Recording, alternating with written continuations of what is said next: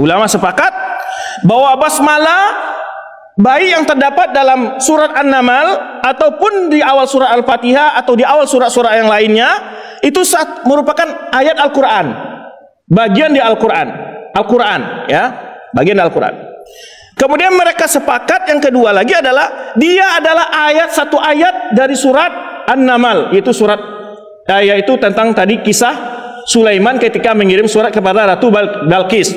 Wa innahu min Sulaiman wa innahu bismillahirrahmanirrahim. Tuh, sepakat di situ. Kemudian mereka berbeda pendapat tentang posisi basmalah di awal surat Al-Fatihah. Nah, perbedaannya apa?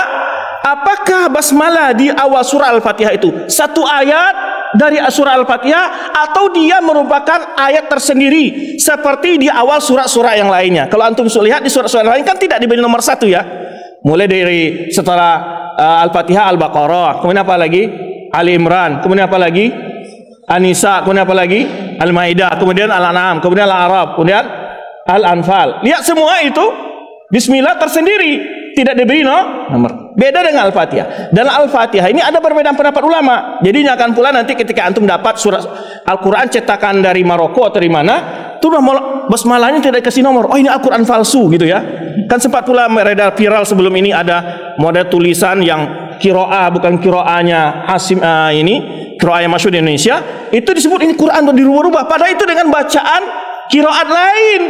Jadi Al-Qur'annya itu hamzahnya di bawah, tidak seperti tulisan yang biasa mereka lihat gitu. Mereka kata ini Al-Quran palsu, bukan, itu dengan qiraat yang lain. Nah, itulah keterbatasan ilmu kita, kadang-kadang langsung menyalahkan. Nah, yang berpendapat basmalah tidak satu ayat dari surah Al-Fatihah itu Imam Malik, gurunya Imam Syafi'i. Imam Syafi'i dan Imam Ahmad mengatakan basmalah di awal surat Al-Fatihah itu bagian dari surah Al-Fatihah. Maka diberi nomor satu oleh cetakan-cetakan yang masyhur, ya. Nah, dari situ berangkat lagi perbedaan pendapat masalah membacanya dalam salat jahriyah. Apa dikeraskan atau disirkan? Masalah basmalah. Tapi tidak ada ulama yang mengatakan kalau disir atau jahar salatnya batal, nggak ada. Hanya perbedaan di sini mana yang utama, disirkan atau dijaharkan. Jadi artinya perbedaan di sini perbedaan keutamaan. Jangan pula sampai karena imam jahar basmalah antum keluar dari masjid. Wah, ini khilaf sunnah. Hah? Atau sebaliknya, ada orang tidak jahar basmalah antum bilang ini salatnya Wahabi. Nah, kan ini. Padahal itu perbedaan para ulama yang masyhur. Ya. Nah, dalam masalah membaca dalam salat, kalau Imam Malik pasti dia tidak menganjurkan membaca. Kenapa? Karena dia mengatakan tidak bagian dari surat Al-Fatihah. Tapi dibaca tidak bermasalah, tapi tidak termasuk dianjurkan bagian surat Al-Fatihah menurut beliau. Kalau dibaca tanpa dibaca lengkap baca surat Al-Fatihahnya, itu maksudnya. Tapi Imam Ahmad dengan Imam Syafi'i berbeda lagi. Ini juga mirip guru nih. Imam Malik guru Imam Syafi'i, Syafi'i gurunya Imam Ahmad. Imam Syafi'i berpendapat dijaharkan.